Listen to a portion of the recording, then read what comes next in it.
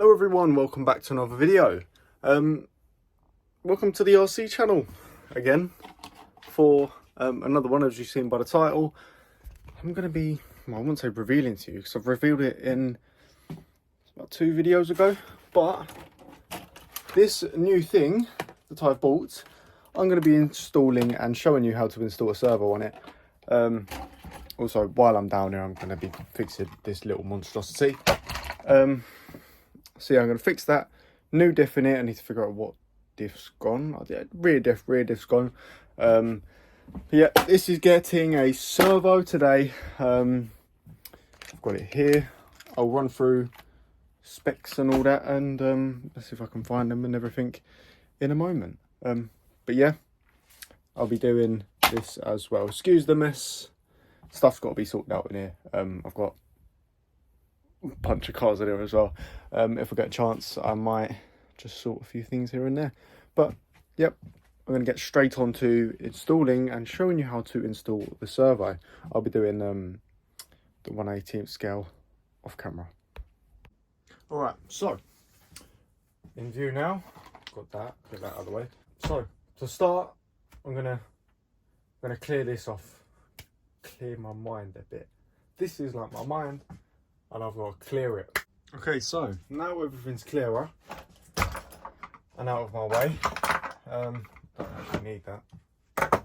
But yeah, so this is the new build. I don't really know what brand it is. I presume it's a HSP, but I felt like I wanted to do a budget 1/10 scale buggy build. I was going to go for an FTX Vantage, but you know, I wanted to be a little bit different than cars that are common knowledge to people. So this is a little shell. I've just bodged on a bit, but yeah, this shell's, I've had it for years now. It's your battery thing. But yeah, this is what she's looking like inside. So obviously metal gears, metal motor mount, metal top brace, shock towers. Even the wing, what do you call them, braces or something or other, metal shocks, or they're coilovers and threaded, metal hinge pin braces, front and rear, if you can see in there. There you go, just down there. I've got different wheel nuts in there, but I don't know if I like the red, but we'll see. Big wheels on it. I did originally want to put these on it. These were meant to go on that over there, but they didn't fit. So I've just got the standard gold ones on it over here. But yeah, anyway, let's get working on this. So servo sits over here, and the servo that I'm going to be running is this GS Power servo here. You can find these on AliExpress, which is exactly where I got mine from. So opening it up. I know these come with what do you call them? What's that called? Servo horn. So that's why I got that one. It's a nice 30 kg servo. I think I actually misordered it. I was meant to get 20, but you know what? I'm not complaining. I run these in my nitros as well. You can tell in there it's a little bit dirty, but I've got one there and I've got one up there. Can't tell by branding, but they are 30 kgs as well. Getting onto this install. Obviously this comes with your brackets already here, and the brackets will just mount up with them brackets practically. To figure out how long it needs to be, put your steering straight, and to think that you're going to have a servo horn on there as well. You're going to have the servo like this, I presume. You can extend this, but it seems to be roughly in line anyway.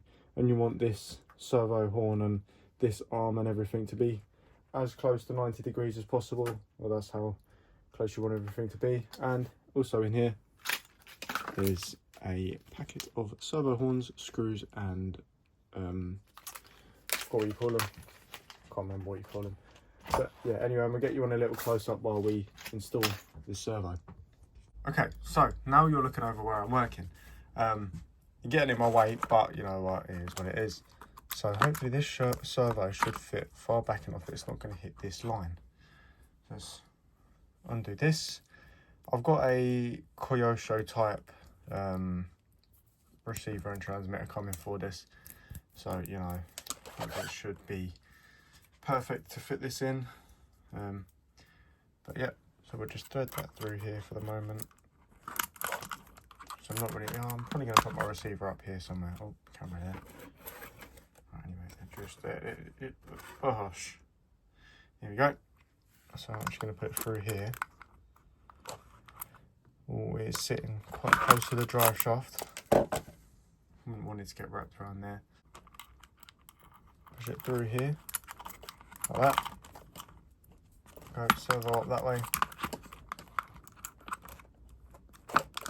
Just in there like that. And then we want to get our packet of hardware just here. So these ones will cast, aren't they? Just tip everything out.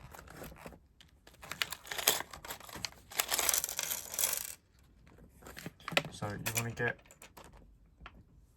these on, which I'm going to put on now, show you how to put them on. So just on there, like so, just like that. So you do the same for all four.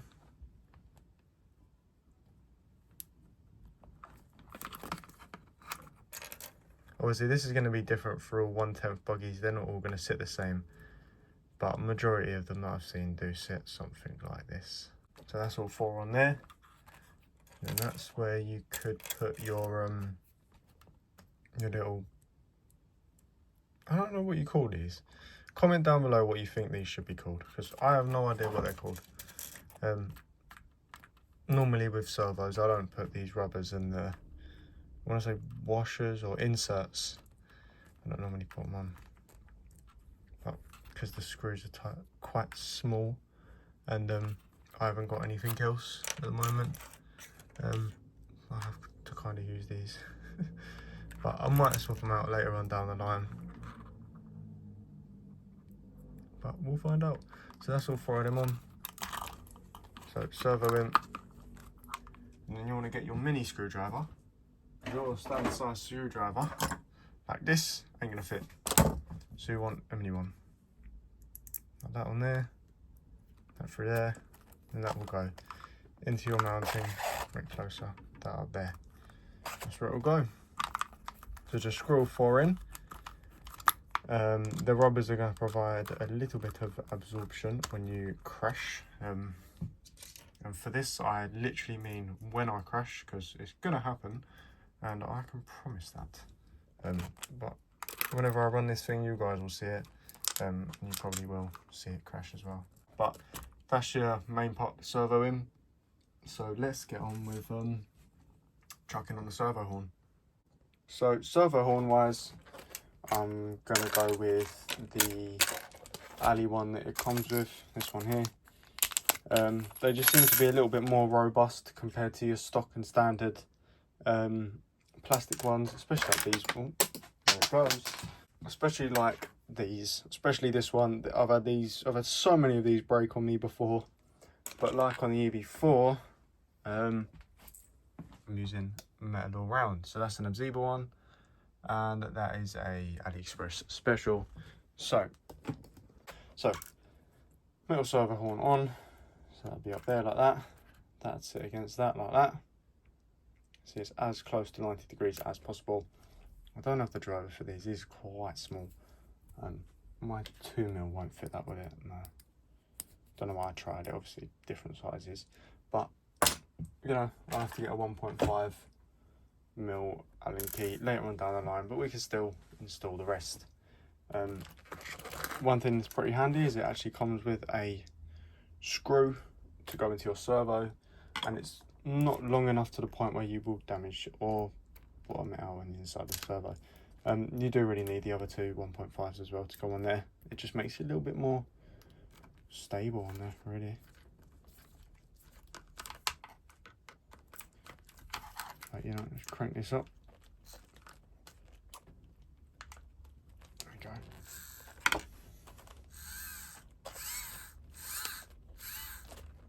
So that on there, and then we'll put that on there. And what's handy as well is this is actually threaded, so you can put a bolt just straight in. I've got a collection of bolts here, diff as well. A collection of bolts. Blade in there, careful of that. But yeah, I've got a few things in here, so I'm gonna have a dig through this and see what I can find to go on there, just like that. So I've ended up finding this this bolt here, just little Phillips. This should just go through the whole thing, make my life a lot easier. So it should just thread straight in. I'm going to use the furthest one out, I think. Is that close to 90 degrees? Yeah, not really. Let's try for the next one down.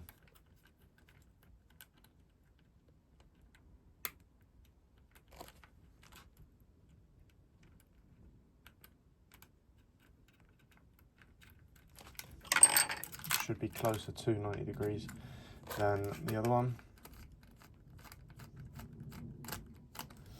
There you go, like that. Straighten that up a little bit.